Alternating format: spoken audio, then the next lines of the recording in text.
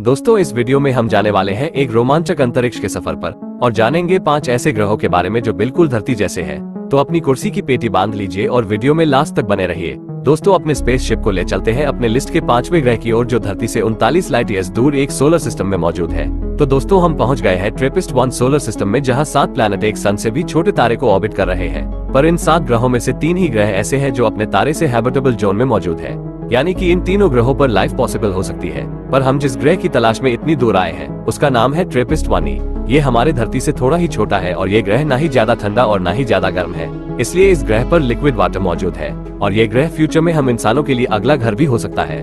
तो दोस्तों अब अपने स्पेसशिप को लिस्ट के चौथे नंबर प्लैनेट की ओर ले चलते हैं, जो करीब 2340 लाइट ईयर्स दूर है। और काफी लंबा सफर तय करने के बाद हम फाइनली पहुंच गए हैं केपलर-69 सोलर सिस्टम में, जहां 2 ग्रह हमारे सन जैसे तारे को ऑर्बिट कर रहे हैं, जिनमें पहला ग्रह है केपलर-69b और दूसरा है केपलर-69c।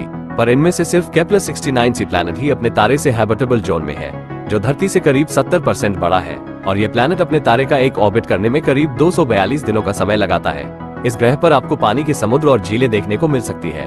दोस्तों कुछ वैज्ञानिकों का कहना है कि इस ग्रह पर पहले से ही जीवन मौजूद हो सकता है, मतलब कि पहले से ही यहाँ पर पेड़ पौधे या किसी तरह का जानवर मौजूद हो सकते हैं। और यहाँ तक कि इस प्लैनेट के पास एक या उससे ज्यादा मून भी हो सकते हैं और यही चीज इस प्लैनेट को काफी खास बनाती है। तो दोस्तों अब चलते हैं हमारे लिस्ट के तीसरे नंबर प्लैनेट की ओर, जो धरती से करीब 580 लाइट ईयर्स दूर है।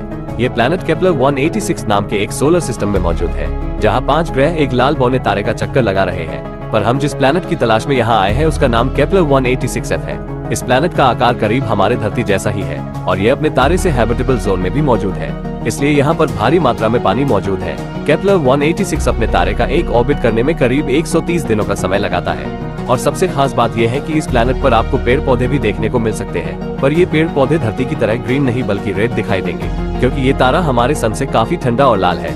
इसलिए जो फोटोसिंथेसिस होगा वो इस तारे के रेड वेवलेंथ फोटोन से इन्फ्लुएंस होगा और जितने भी प्लांट्स होंगे वो रेड दिखाई देंगे और आपको इस प्लैनेट पर कुछ इस तरह का नजारा देखने को मिलेगा। तो दोस्तों अब बारी है अपने लिस्ट के दूसरे नंबर प्लैनेट की। तो चलिए चलते हैं केपलर-442b प्लैनेट की ओर, जो धरती से करीब 1206 लाइट ईयर्स दूर मौजूद है। दोस्तों इस प्लैनेट को धरती से भी ज्यादा हैबिटेबल माना जाता है, क्योंकि धरती को 0.829 रेटिंग मिला है और वही केपलर-442b प्लैनेट को 0.836 रेटिंग मिला है। ये प्लैनेट धरती से करीब 33% ज्यादा बड़ा है और यहाँ पर धरती की तरह ही लिक्विड वाटर मौजूद हो सकता है और यहाँ पहले से ही कोई जीवन मौजूद हो सकता है। दोस्तों ये ग्रह अपने तारे का एक ऑर्बिट पूरा करने में करीब 112 दिनों का समय लगाता है। तो दोस्तों अब समय आ गया है अपने लिस्ट के पहले नंबर ग्रह की ओर जाने की। तो चलिए चलते हैं केपलर-452 सोलर सिस्टम की ओर, जो धरती से करीब 1400 लाइट ईयर्स दूर है। और इस सोलर सिस्टम में एक ग्रह मौजूद है जिसे केपलर-452 भी कहा जाता है और ये ग्रह धरती से इतना मिलता जुलता है कि इसे अर्थ 2.0 भी कहा जाता है। इस ग्रह पर भी धरती जैसा पानी का समुद्र और एटमॉस्फेयर मौजूद हो सकता है। दोस्तों ये ग्रह हमारे धरती से 60% ज्यादा बड़ा है और ये ग्रह जिस तारे का परिक्रमा करता है वो भी हमारे सूरज जितना ही बड़ा है।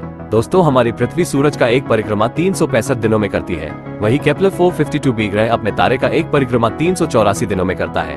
हमारी धरती सूरज से 150 मिलियन किलोमीटर दूर है और केपलर-452b ग्रह अपने तारे से 156 मिलियन किलोमीटर दूर है, यानी कि ये ग्रह भी अपने तारे से उतना ही दूरी पर है जितना धरती है। दोस्तों अभी तक जितने भी ग्रह खोजे गए हैं ये उनमें सबसे ज्यादा धरती से मिलता है। तो दोस्तों इनमें से आपका फेवरेट ग्रह कौन सा है, कमेंट करके जरूर बताएं।